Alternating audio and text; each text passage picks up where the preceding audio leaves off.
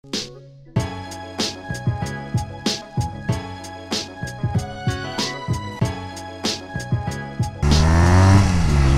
a significant amount of this motorcycle is going to change.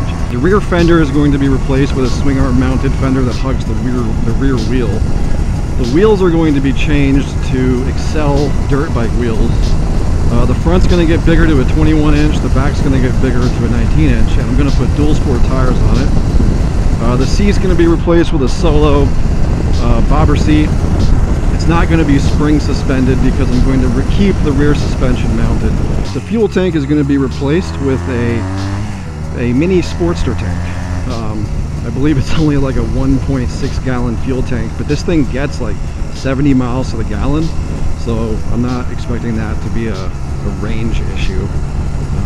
But on the front end, the turn signals are all going to go, the speedometer is going to go, the handlebars are going to be removed, and I believe I'm going to try to use my old XR 650L bars on this. So it'll have a piece of XR in it right at the heart where you can see it and where you're touching it, and it's going to be kind of cool, hopefully, if it looks cool. I haven't test fitted any of this yet. The electronics. The starter switch is going to be relocated. The kill switch is going to be eliminated. The horn, turn signal, and high beam is all going to be eliminated. The choke is going to be relocated to the carburetor. It's going to look like a totally different bike. My goal really is, when this is complete, that nobody knows what it is.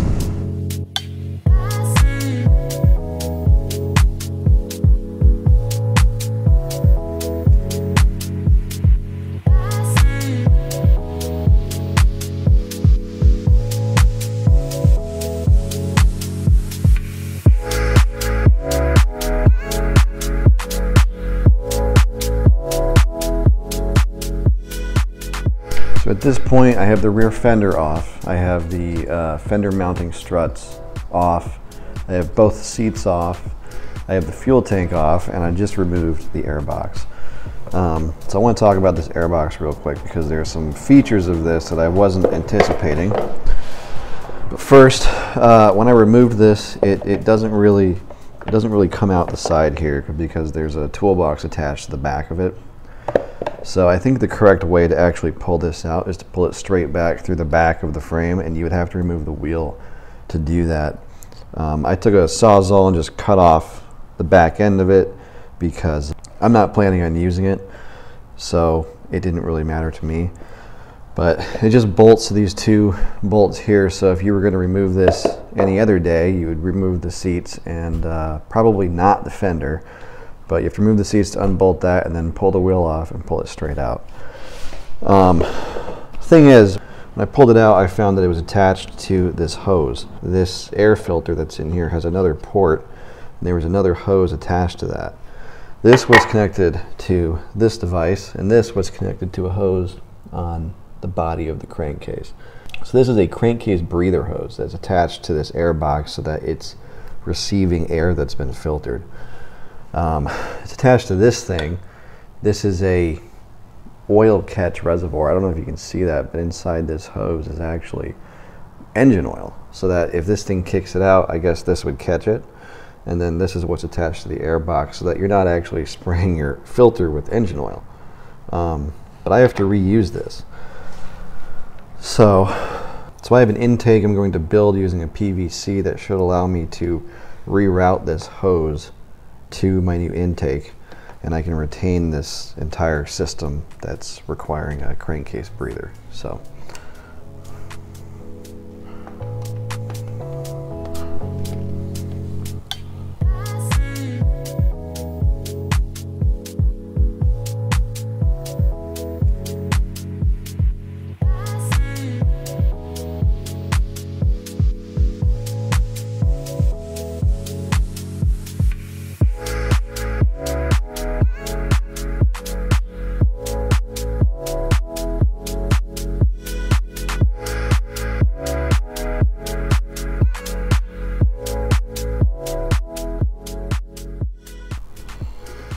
So it's going to fit just like this. The hose will then get pushed on. This way I have the air filter connected to the carburetor while also having the crankcase breather connected to the same system. So what I'm going to do now is cut this down so I can tighten up this gap right here, and I'm going to try to reduce the length of the rubber piece so that the PVC and the whole assembly will be closer to the carburetor.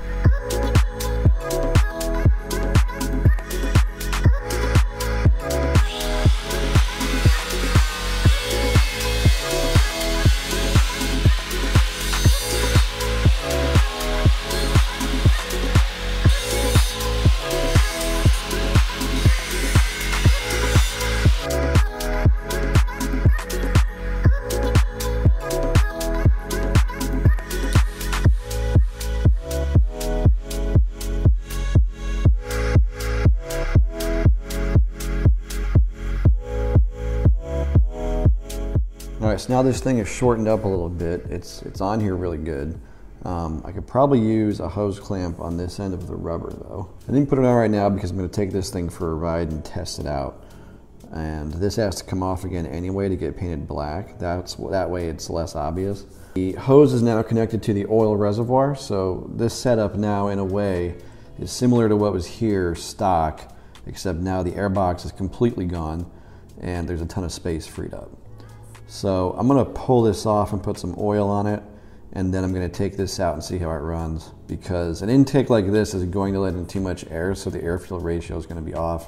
So this is probably going to run worse, but I need to know where it's at, so down the line if it gets worse, I know something happened between now and then.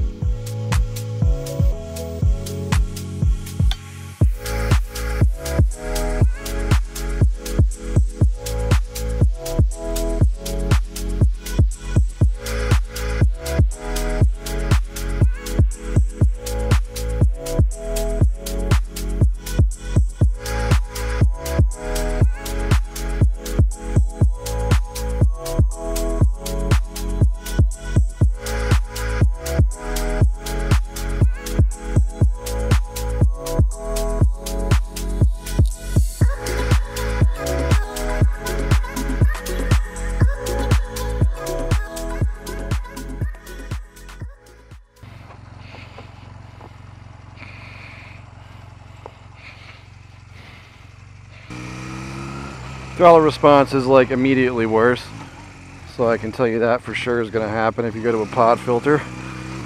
But it actually runs, which is more than I expected. I expected it to be worse actually.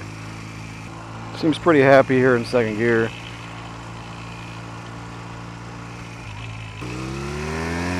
Actually, it's not even that bad. Now that it's warmed up a bit, it's not that bad at all. So while I'm riding around dangerously like this, I should tell you, the seat attaches to the fender. That's how the seat bolts onto the bike. So if you do take your fender off, you have to find a new way to mount it. And I did not look into that because I wasn't planning on reinstalling the seat. So I have it zip tied on right now, and I don't recommend doing this. But overall, I think I'm happy with the air filter performance. If you care much, you know, you can just throw bigger jets in it and figure that out. I mean, throwing jets in once a week just to try them out, it's not that big of a deal. And it should be easier once I have this tank replaced. All right, I feel good about it.